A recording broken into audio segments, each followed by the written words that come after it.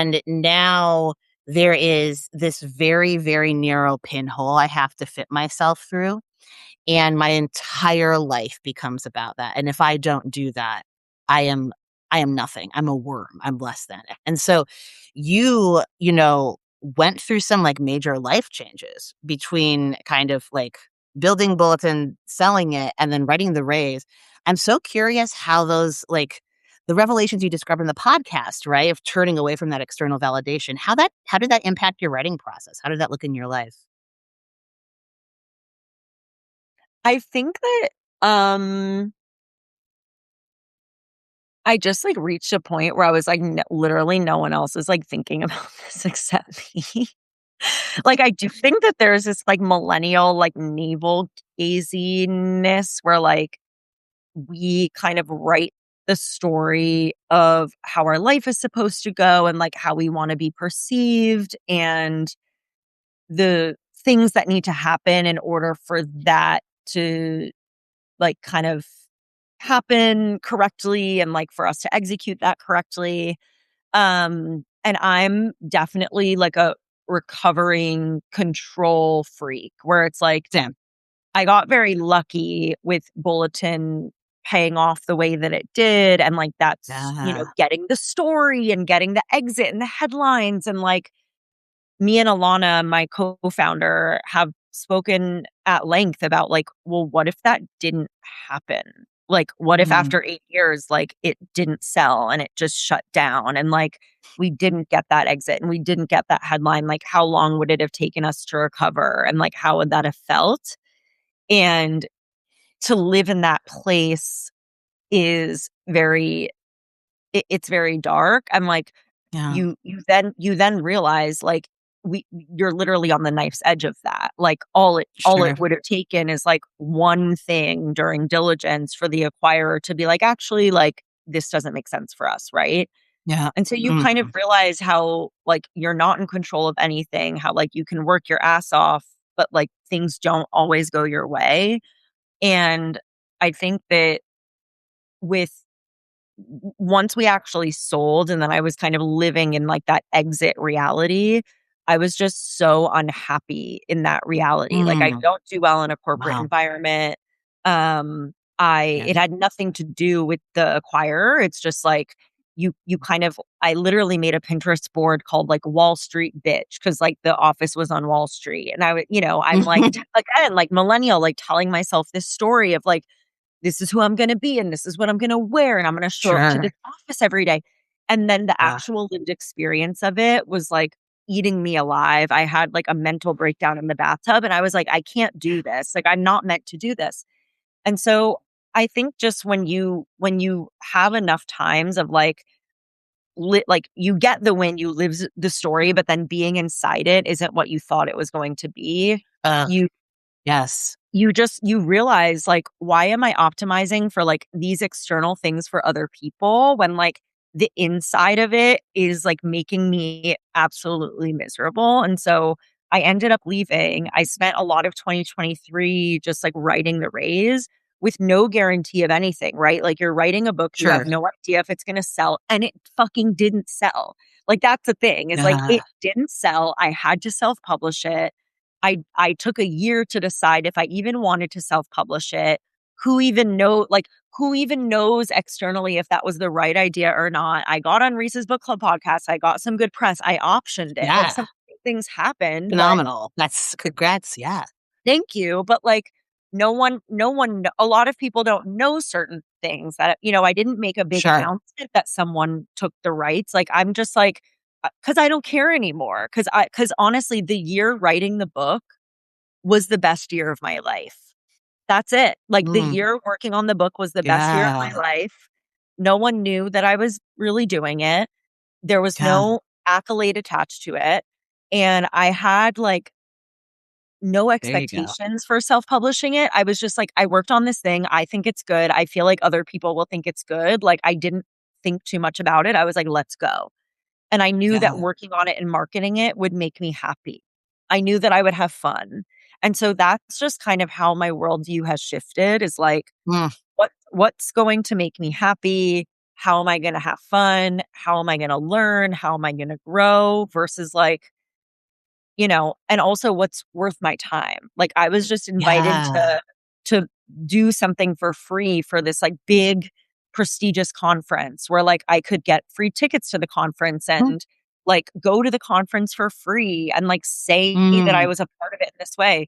But it would require like a week of my time to do the thing in exchange for the free tickets and going. And I was like, right. do I want to do that for a week? No, Mhm. so I'm not gonna do it. You know what I mean? It's like you just versus the old me would have been like, I'm gonna be able to say that I was the XYZ for this Right. conference. But see, then Allie too, right? This is the codependence. Oh God, I relate to this so heavily because you're like, oh, I could say this, and then the little codependent is just also kind of like, I'm full of resentment. I'm burned out and full of resentment, and they really should be paying me more. They should pay me anything, Like I have exactly. I could really relate to what you just said. Um, it's so, interesting when I first kind of wrote you with these questions, um, we're talking about coming from different worlds, and my version of this was like, well, okay, school is my church. I don't go to church anyway because I'm a Jew, but school is my church, and Me maybe too. that's why I'm a Jew too. Yeah, it's like obviously I'm gonna like really do that assimilation thing we've been doing for generations. Um, but and then I'm gonna like just do the highest level of achievement there, and so being in this kind of position where like I'm in this very already pretty scarcity minded space of, people who are like, oh, we're beaten down by the bad man in the office, in office, right? The president, or like, we're beaten down by the horrible administration. Oh, woe is us. But, we still, don't worry, we still have our really brutal like emotional and psychological disciplines we put each other through, and like we still have ways of cutting at it. It's okay. And so, in this space, right, like getting tenure really early, when I can't remember how old I was. It was 2024. I got hired when I was like in my late 20s. I got tenure when I was in my early 30s, and wanted to try to like, okay, I have to figure out how to go work at a bigger name university or work at an Ivy or something like that. How can I get, this prize for my book? Like, I've already gotten it traditionally published, and wow, that's great, but who cares really? Who cares about any achievement I've done? Because I'm always kind of like putting myself in this position, and everyone in this environment is of the goalpost is forever 2 miles ahead of me. And the things I have done, yeah, it's kind of bullshit, right? Because like Yeah. someone has something more than me, and Yeah. then here's the really psychotic thinking: someone has something more than me, and that impacts what I have. It's a zero sum game, Mhm. and so it's like I call it the kind of like zebra neck fallacy, right? Where it's like you have to go and dive for the zebra neck the other lion is chewing on. And that is, not to beat the old drum of this, but I do think it's very true. That is a very patriarchal, highly Yeah. masculine Yeah. way of approaching things, right? And like you touch on that in the rays. Yeah. And it Victoria. I mean, that's like so yes, that is Victoria. Yeah. that is Victoria, right? And it's like fitting yourself. I mean, it feels silly to me, right? Because comparing like high finance, right, with this kind of state university, but it isn't, because that kind of emotional environment bears across those two things. It's the same kind of Oh, environment throughout. everywhere. Yeah. Yes, everywhere. And so that's you know, what I really wanna commend you for, Allie, is basically having moved through that space and then being like, that's not all there is. Like, that's not it's the titles and the kind of lunging for the zebra neck is not an end in itself. There's actually something beyond that. It's like the finale of Beef, season 2 of Beef. I think it's like the I think part of what I did with the raise was like exploring what I cared about. Like, I think that my Yes. startup experience was very toxic to me.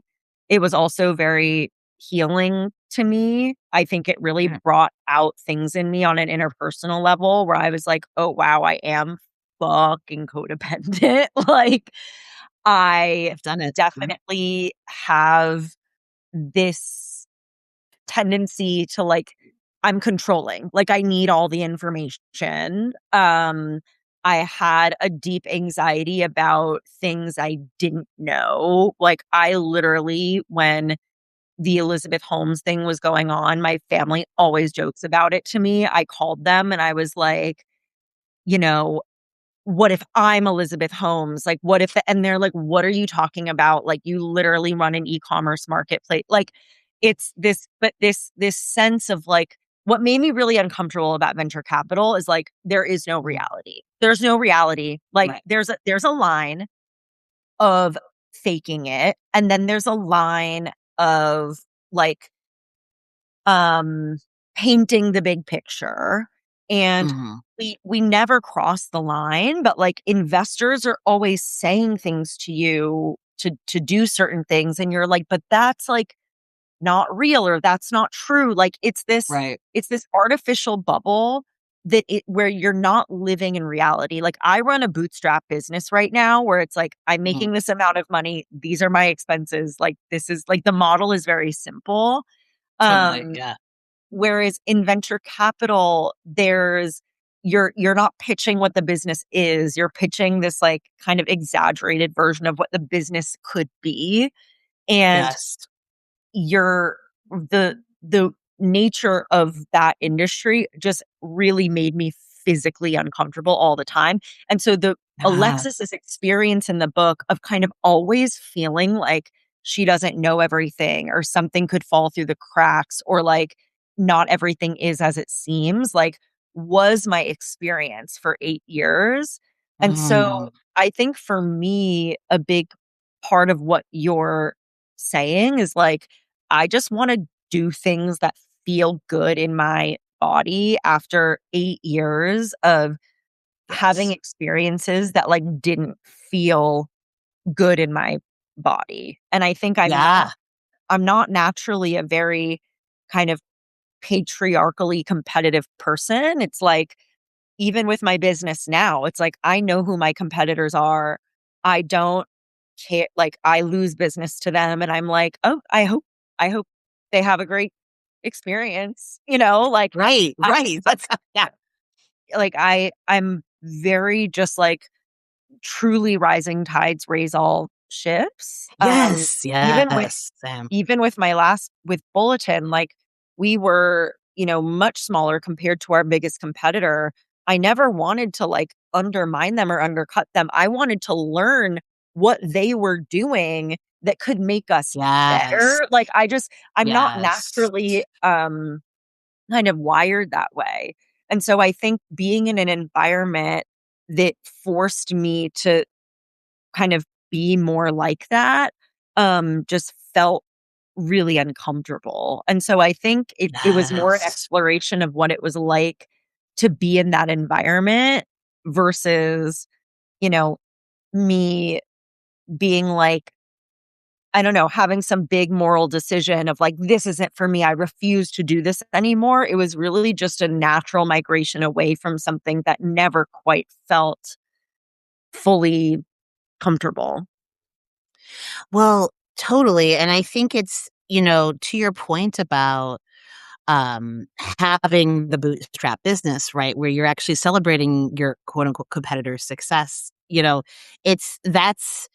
it feels to me like that's like the scales falling from your eyes and you're kind of embracing reality. I've had like a similar, I don't know, I've had a similar journey because I would be in, like in my MFA and then also kind of just teaching out in the world, I would hold these absolutely insane beliefs. So I would have a number of friends from my program or just people I knew from the world who would put out books, the book would blow up, the sales would be crazy. I mean, literary fiction, right? So it's like smaller compared to genre, of Yeah. course, but it's like sales are crazy, National Book Award finalist, win, writing award, all this stuff that I'm supposed to, as a dutiful daughter of the PMC, I'm supposed to really want.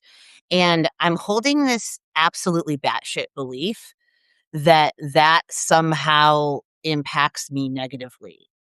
Mm, and it's insane because rising tides literally do raise all, and external validation, especially that kind, the crustier kinds of external validation. yeah. um you see how little it ultimately means, and that's why I love books like The Raise, because you break past appearances and you break past titles into the human drama simmering underneath. It's why I Mm, also love, Middlemarch, right? Like, it's like we're talking about the kind of like social aristocracy. We're talking about people who seem to move through the world with such ease, but like it could be the dude could actually be Casaubon or Ethan in your book's yeah. case, right? That someone who is like physically, mentally deteriorating despite having all these kinds of advantages and titles. And so I think that there's something really, really, really to be said for recognizing the illusion I of mean, scarcity and competition. Yeah, I please. think, I mean, the whole book is about illusion. Like, you end up realizing at Yes. the end, it's like the entire lesson is just like what Alexis's sense of unease all along is like completely warranted. Her sense that like she's living in an illusion is completely warranted on Yes. every level. Um, Yes. and that was kind of like the trick I wanted to pull on the reader, is like, you think you're reading a story about this very successful business and this woman who is like, escaping her like shitty Nepo baby boyfriend and falling for this like investor who like really understands her and like, Hetero all this, optimism. Yeah. yeah, like all this stuff. And, she's like about to raise this big, massive round for her company and like kind of fulfill Darcy's legacy and like all these Uh, things. And then you realize that everything is so severely not what it seems.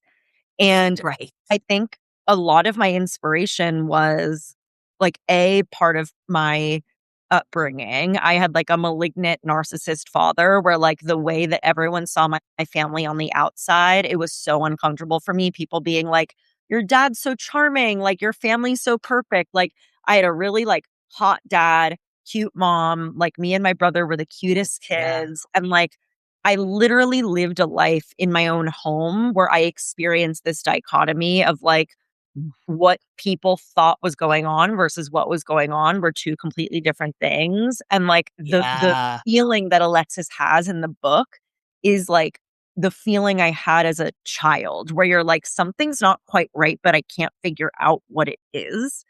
And I Yes. wanted to give that reader that sense of, I feel like the book is kind of unconventionally suspenseful in that way. It's not conventional suspense. It's a sense of like, Right.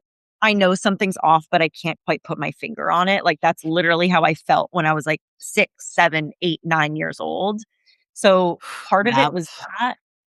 And the other part of it is like, I feel like you were probably similarly inspired for confidence. It's like these companies like Nicola and um Theranos, where like you're literally like, how do these like, there are these massive companies that like Yes. the Nikola Motors company like went public, like the founder became a billionaire, Trump pardoned him, like that was a complete like fraudulent company at every level. Like same Top thing with to bottom. Paradise Yep. for Yep. 13 years, and you're literally like, how can something so big like be so fake? And I feel like that is also just as a Whew. point of personal interest, so Yes. exciting to me to explore, where I'm like, this is something that happens in the real world. And what Yes. would it be like for like an anxious, codependent woman who has just whose best friend has just died in like the weirdest freak accident ever, to be caught in that. Like I've always been really curious about like at Nikola Motors or at Theranos, like if you're not Elizabeth Holmes or you're not the guy from Nikola Motors, like but you're like second in command or third in command, like I'm always curious about those people's experiences where you're not the one committing the fraud, but like there was the whistleblower at Theranos, George, Yes. whatever his name is, The grandson, kid. the Yeah. kid. I get Mhm. so intrigued by those people's experiences where it's like you s you sense something's off, and then, like, slowly and then suddenly see it all unravel around you. Like, that that experience, like, again, that happened to me as a kid. Like, I think because Yes. a version of that happened to me, I'm just very obsessed with that happening to certain people in the business world. Oh, absolutely. I mean, I became pretty obsessed with Enron very, very young. I Enron, became oh my god, obsessed with Enron. same. I was, like, Yes. 12 or something, and I I was like, "This is yes. I was like, crazy." "What is this?" I can't like, I could not and then, of course, Skilling's brother does the news for the Chicago area. Yeah, So it's like I was like, "Oh my god, I can't stop thinking about it." And so I but remember that's like I remember learning actually, like, reading Oedipus Rex in, like, whatever freshman honors, nerdy high school class and being like, "Oh my god, the fatal flaw. The thing that undoes this character right is similar to what undid the Enron CEO," and becoming obsessed with kind of like how just what you said, these kind of hyper intense concentrations of power and wealth can also represent just total fiction, total fantasy, a Potemkin village. And you know, Elizabeth Holmes was a huge inspiration for me too. By the way, love the fact that Burning Man plays a role in this. I I just a week ago met a Burning Man attendee and I asked her, "Oh, were you there the same year as Elizabeth Holmes?" And she was like, "Man, I don't know.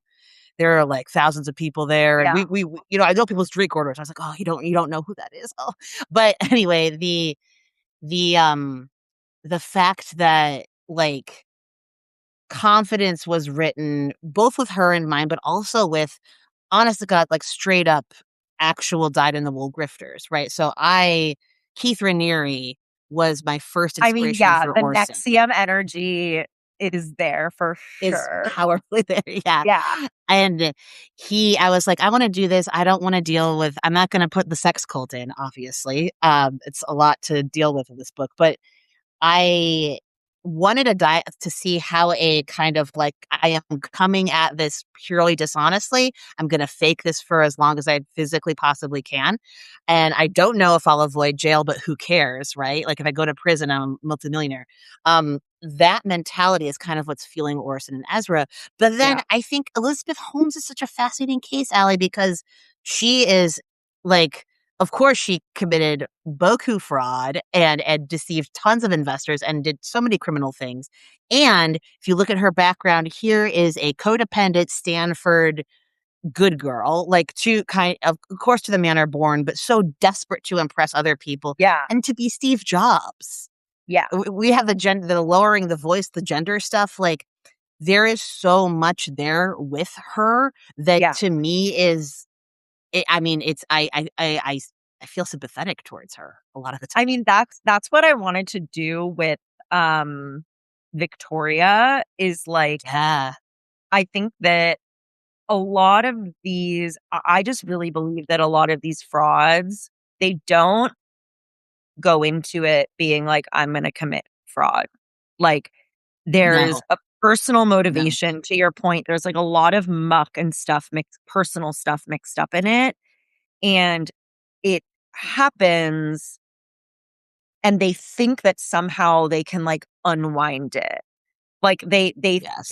that it's gonna somehow get papered over after, they can kind of course correct after, and I really wanted to create a character where also from, like, an identity politics perspective, like, you wouldn't expect her to commit fraud, like, she's a Latina woman in tech, and I wanted to Mhm. kind of, like, trick the reader in that way where you're like, she she's off the table because just subconsciously you're like, she's like, she's earned her position. There's, like, no She's way just that happy to be here. Yeah, there's no exactly, way. and, like, she's Mhm. very competent, like, she's clearly very competent, and so you also don't think that, like, hyper competent people can do fraud, but like I think someone like Sam Bankman-Fried is a good example of like a He's genius a person, a great hyper example. competent person Yes. who like Yep. had he not kind of gotten caught would have just like become a multi billionaire off of Yes. Anthropic and like Yes. fixed the hole. Like literally his it's what I said. Like he had a hole. He thought that like his shares in Anthropic were just going to like pay off and then eventually plug the hole. And they would have if he didn't get caught. And so it's this notion of like who we even think can commit fraud, I think is just like it's very nuanced. And so I don't know. I just loved Yes. the idea of being like, who is who is the culprit here? And how can I make Yes. her really unexpected? And then how can I also make her even worse? Where I was like Yeah. the trickery with like the Dr. West of it all, where I was like, is I just had that realization where I was like, is he even real? And I was like, maybe not, I don't know. But It's I I just love these themes. I just love these themes of like yes. what's real, what's fake. Um, you know, what does it mean to be like a bad person? Like kind of Yes. the texture and the shades of gray of all these individual characters. They're not kind of plain black and white, good and evil. No, and I think just to kind of tie this up with what you said earlier about like the the kind of like 90s suburban experience of being in a family that looks perfect from the outside but is actually raging with misery on the inside. I think this is a not at all uncommon experience for eh, kids of parents who like made, whether it was they got their professional positions or they made their fortunes, wherever you're coming from, in the 80s and in the kind of the cultural climate of the 80s and the you had the consciousness raising stuff of the 70s, that you had the yuppie stuff of the 80s, and that collided in this sort of like wild and really anxious way for a lot of us. And Zoomers who are listening, sometimes you are, but I don't know if you are today.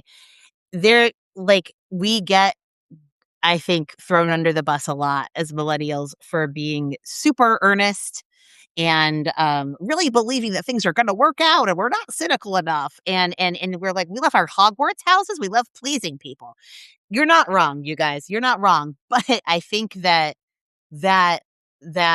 energy, right, that people pleasing represents a kind of anxiety that comes from having grown up in a Potemkin village, Yeah, in a set of circumstances that were not working.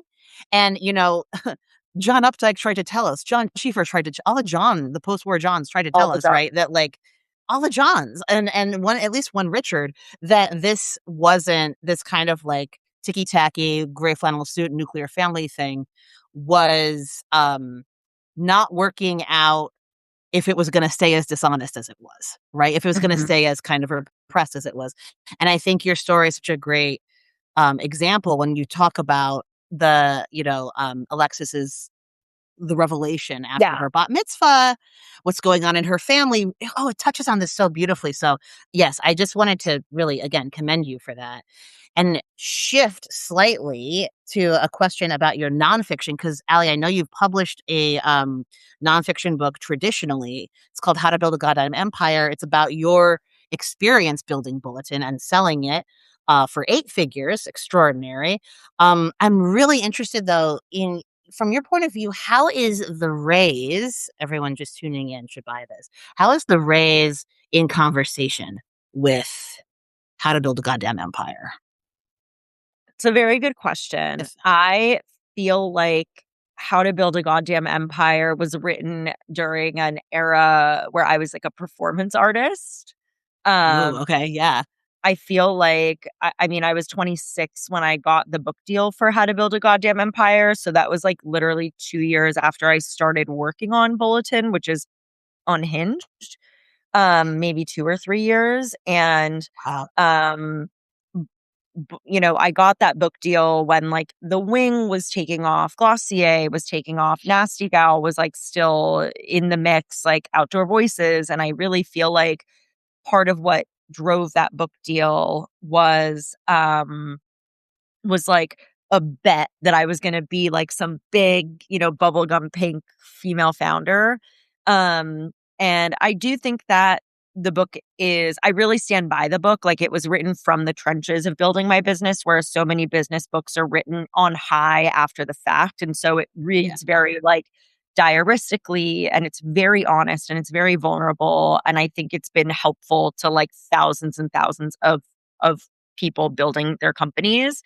Uh, But at the same time, I was writing it knowing this like very specific personal brand that was like making sense at the time. And I feel like the raise is more, I don't want to say like burning it down, but it's more like there are certain things that I couldn't explore and certain things that I couldn't say and certain dynamics between, you know, co-founders, investors, employees that like you cannot say in nonfiction. And also I think just require more nuance that like are better to explore in fiction. And by yeah. hyper exaggerating them, I think I was able to tell like a suspenseful, exciting, like compelling story. So I feel like How to Build a Goddamn Empire is like very honest and it's very didactic, it's very helpful, but it's also very of its time. Like, it's definitely like a Sure. girl boss book. And I think The Raise is a bit more evergreen, and I think it's Mhm. honest in a different way. I think it's like a very human, and emotionally honest book in the way that the first book couldn't be.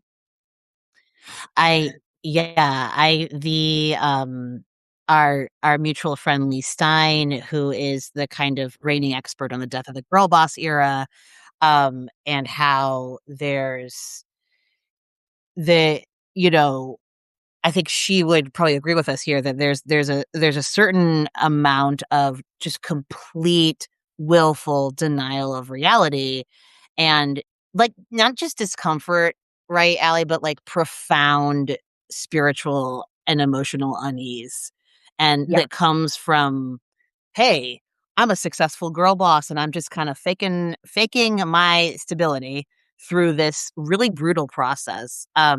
As I mentioned earlier, I have a friend who's doing it like you, who it's very successful for him right now, and it is different for him very different for him as a man, of course. But even he, right, I think is in encountering just the extraordinary I've been used this word so much this morning, batshit pressures from investors, from, consumer but it is another it's an e-commerce situation too, but it's like you do not have a life. You do not Yeah. have your happiness. Like, you become this kind of, like, Yeah. revenue Yeah. generating machine. Yeah. Yeah.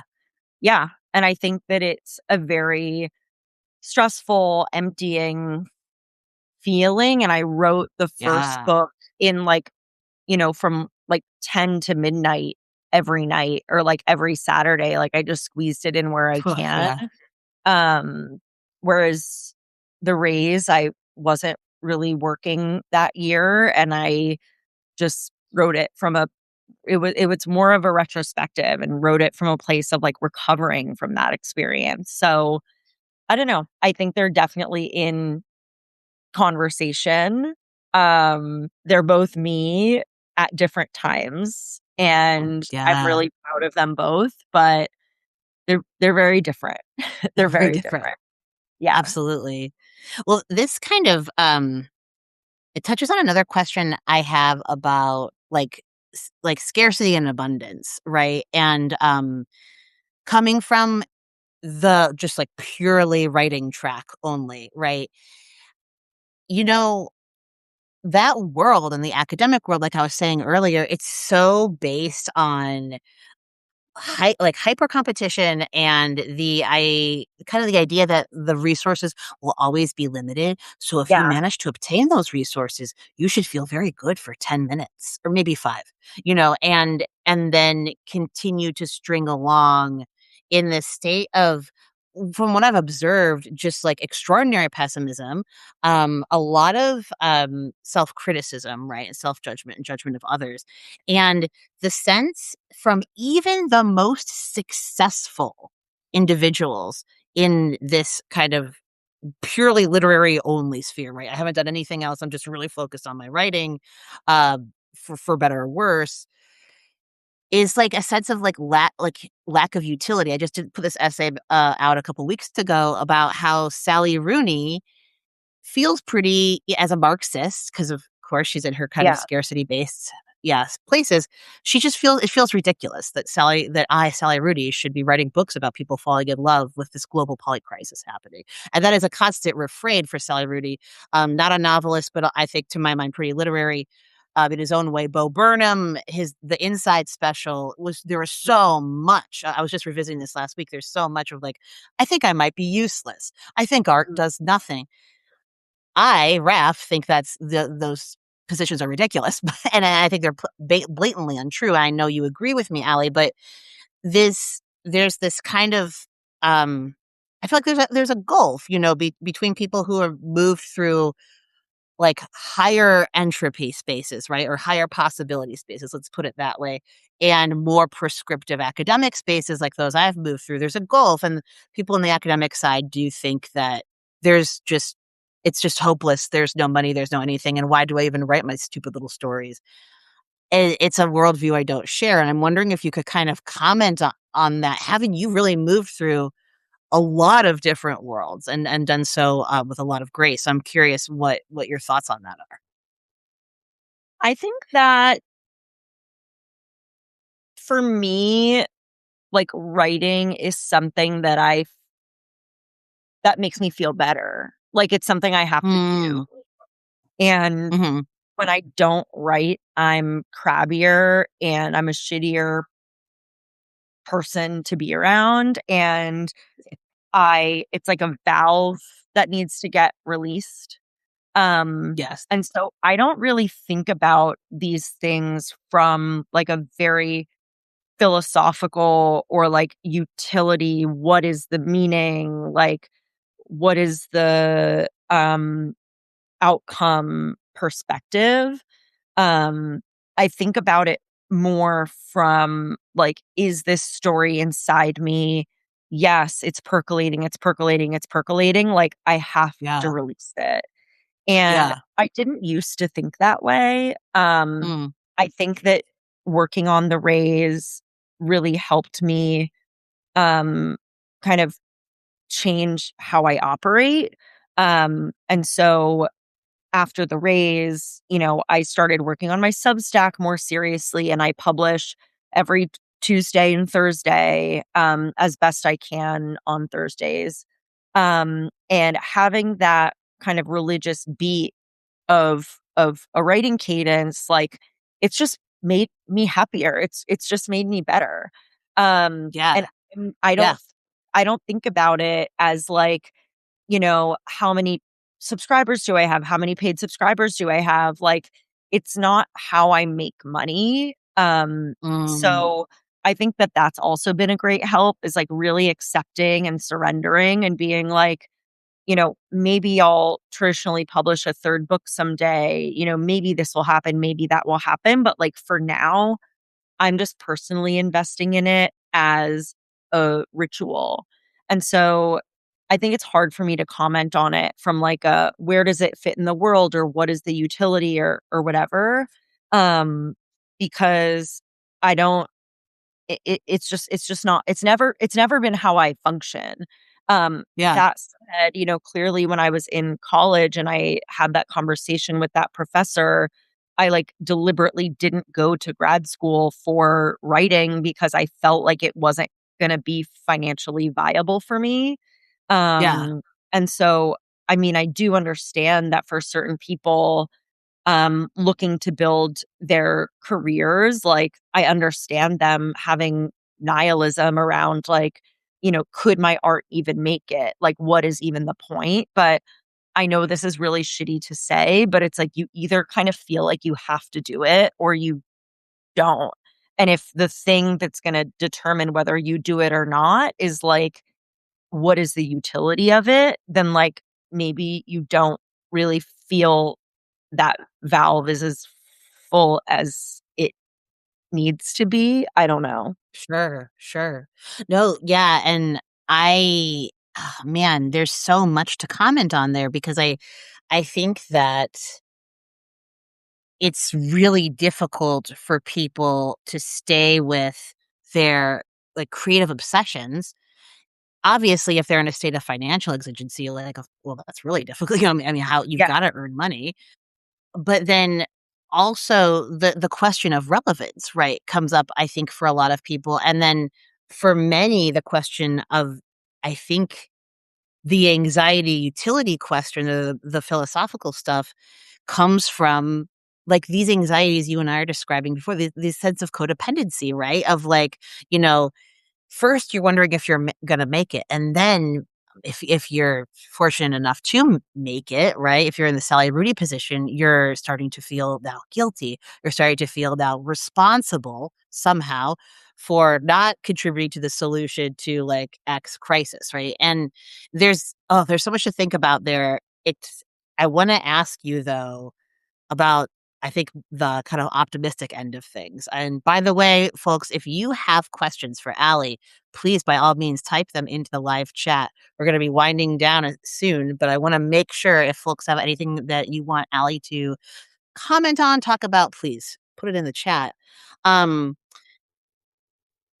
you said in your Reese's Book Club, interview about, like you said a few things about taking a gamble on yourself and your talent that, man, as someone who is just coming back from a, like, self-styled residency that I paid a few $1,000s for, I Cabin love in that the you did that Woods. though. Thank you, thank you. Oh my god, I love what you said about how you marketed the raise.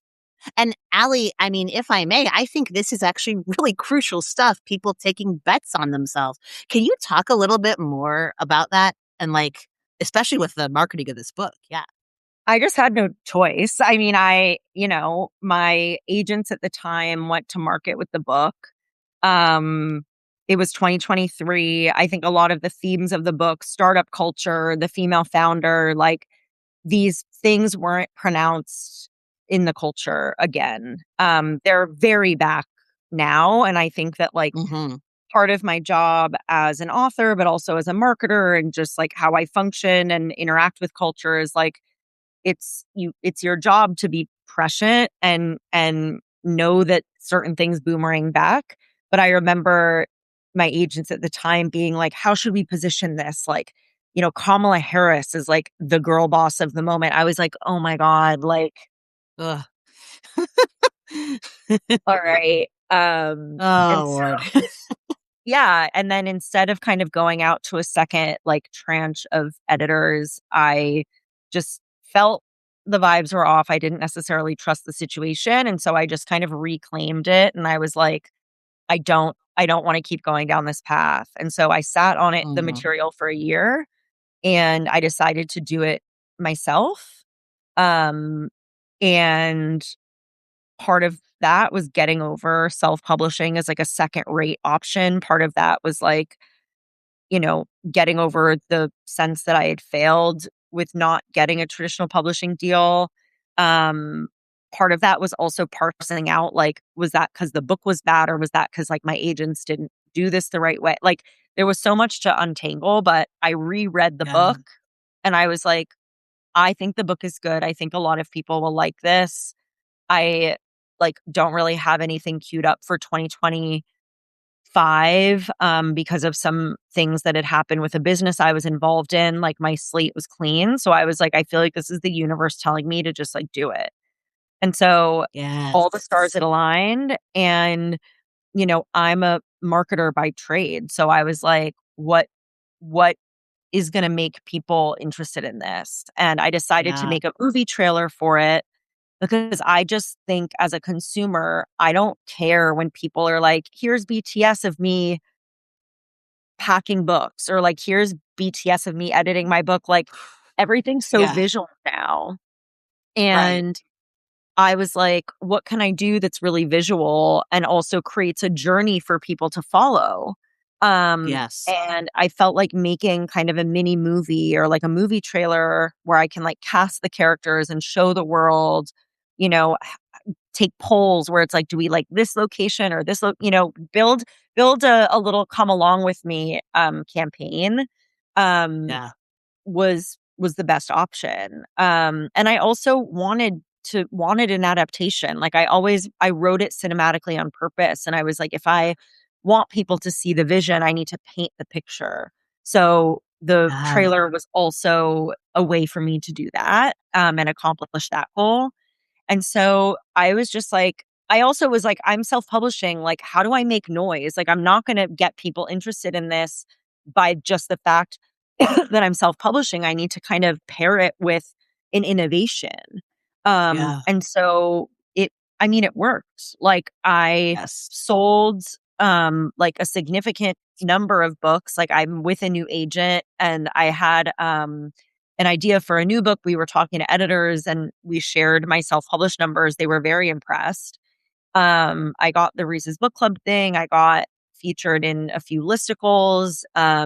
Good. Someone found me on TikTok and, we had interest from a few parties in the rights to the book. I sold the rights. Like, I feel like I did the best I could, and I think a big lesson is just like, and I think a lot of traditional authors realize this anyway in the middle of their books launching, no one is gonna market or fight for your book as hard as you will.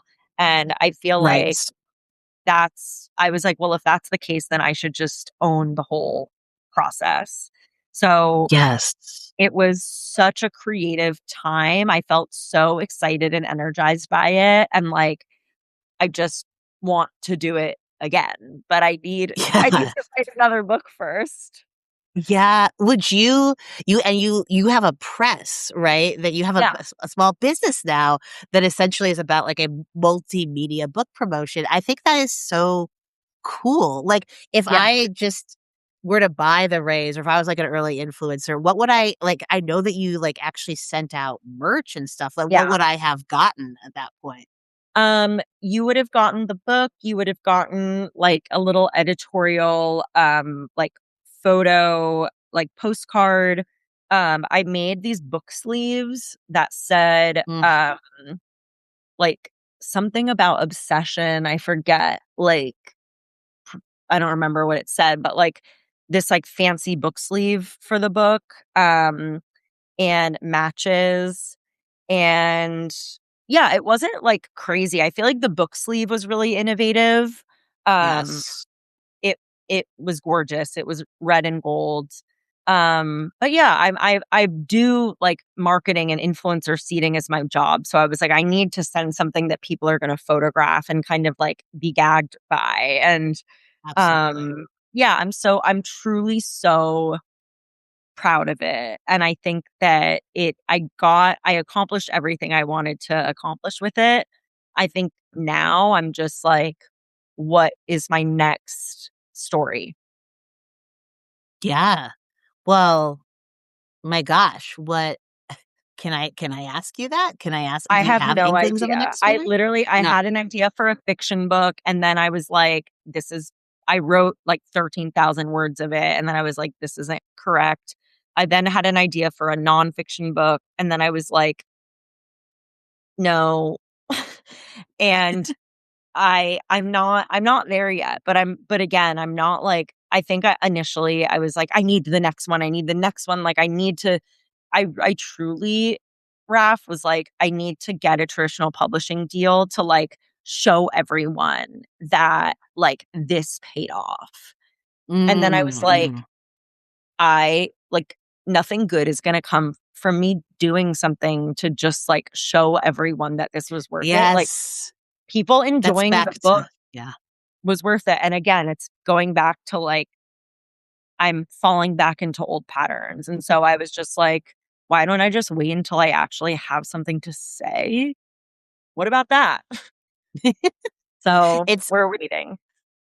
it's so though, like, Allie, I only say that because it's so easy to fall Yeah. back Yeah. into, like, I have my own mega issues with because I'm in a position where like writing is the like kind of the family income. We don't have children.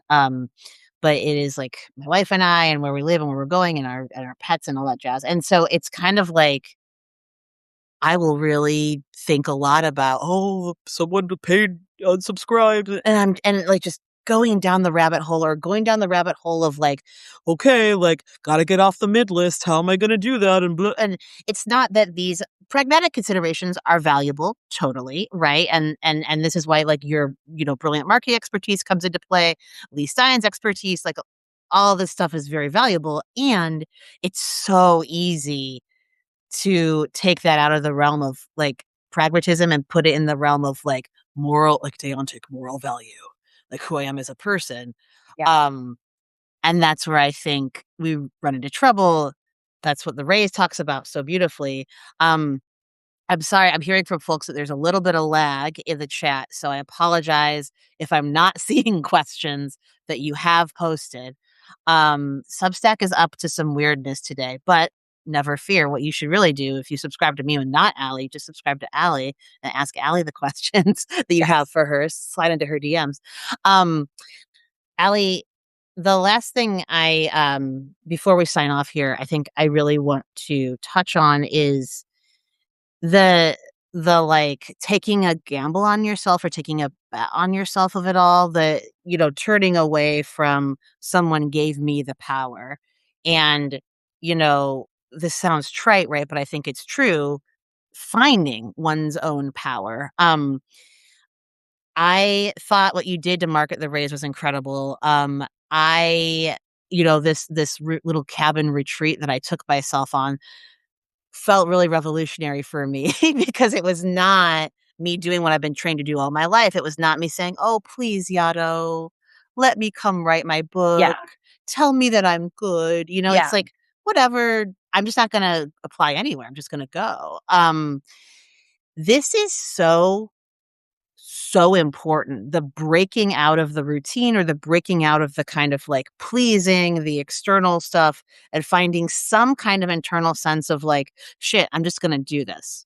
Yeah. I am just going to do this.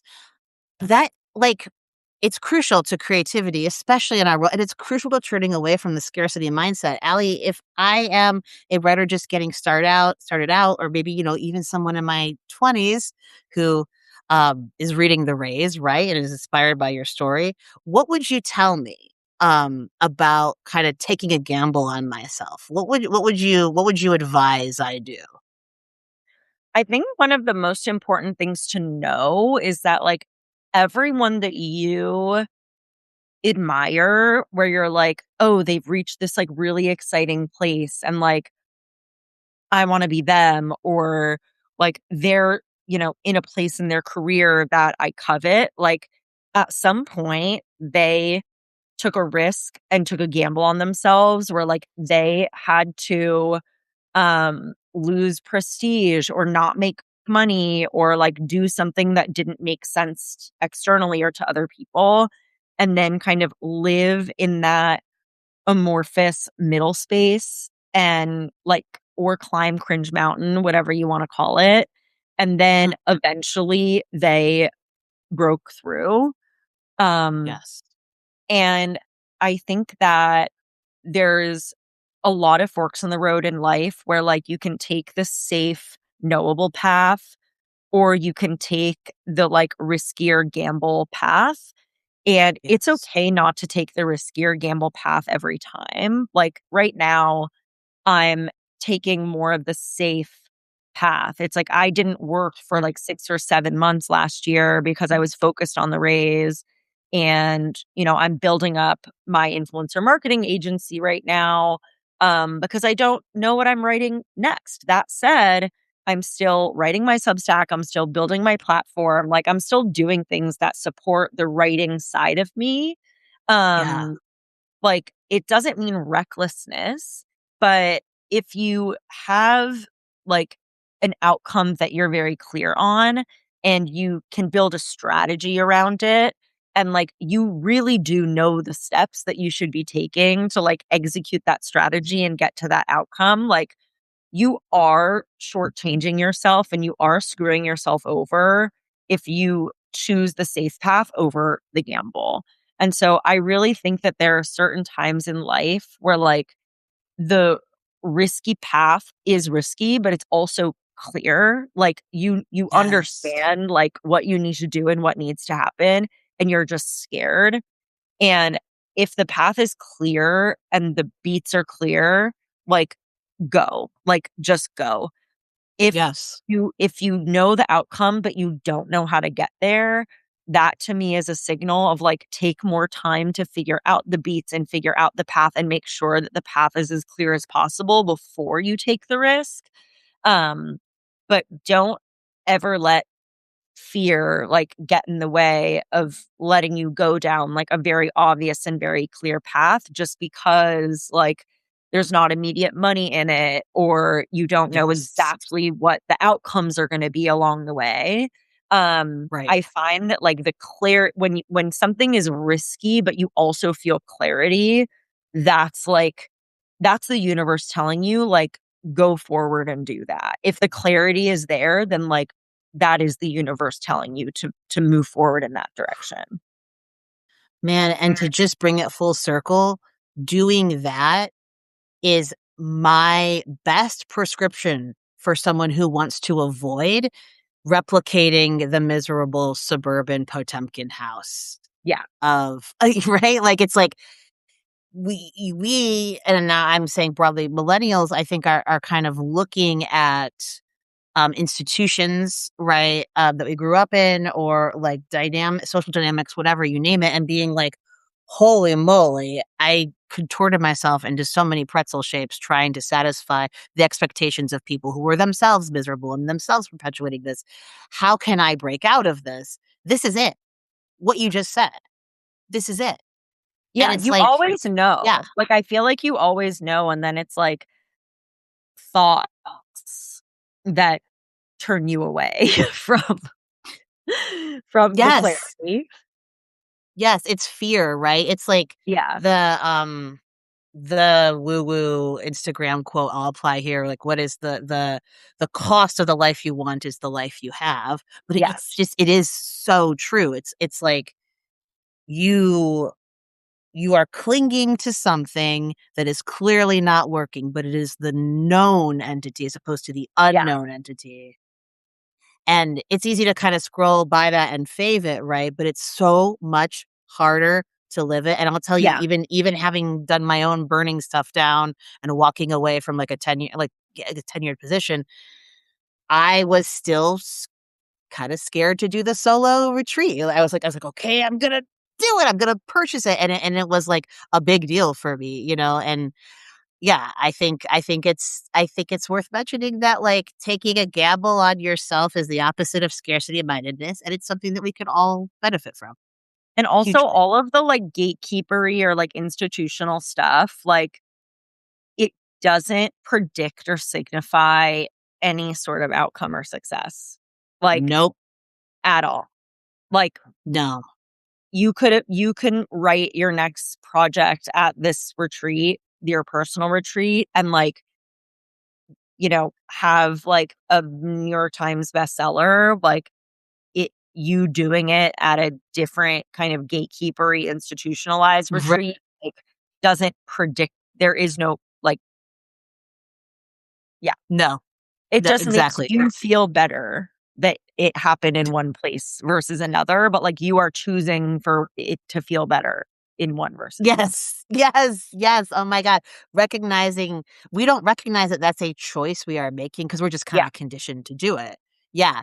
Ugh, Versus totally. being like, "Oh, that's so sick. Like, I took this into my own hands and, like, I got to pick where it was, and, like, it's in the perfect town, and it's by the water, and, like, I Yes. got to set this budget." Like, versus, like, choosing to think of it in a positive light Yes. and an Oh my empowering god. light. Yeah.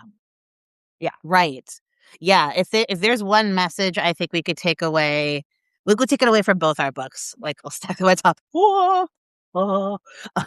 It's that you it really is, like, the choice that you make that's, like, going to affect your life the most, not the other person's determination of how you have Yeah. moved through the world.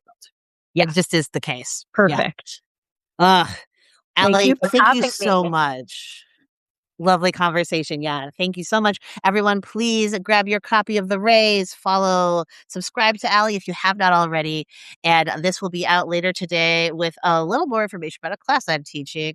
Allie, if you have anything coming up or what to like plug anything in this moment, please, by all means, let us know. Buy the Rays. Buy the Buy Rays. the Rays. That's Buy what we would. Yeah, let's plug this confidence. again. Buy Subscribe to New confidence. Motives. And that's really it. And everyone have a relaxing summer. I'm trying to relax Beautiful. this summer.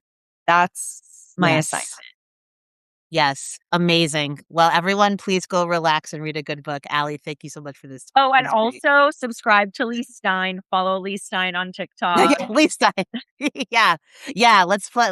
If you especially are an author looking to learn more about the creator, kind of like content creator online space and how that can help your or your literary fiction, nonfiction, whatever. Lisa, Yeah, Lisa, she's Lee great. So Stein. great. All right. Talk to you Thank soon. you. Talk to you Bye. soon. Bye. Bye, everybody.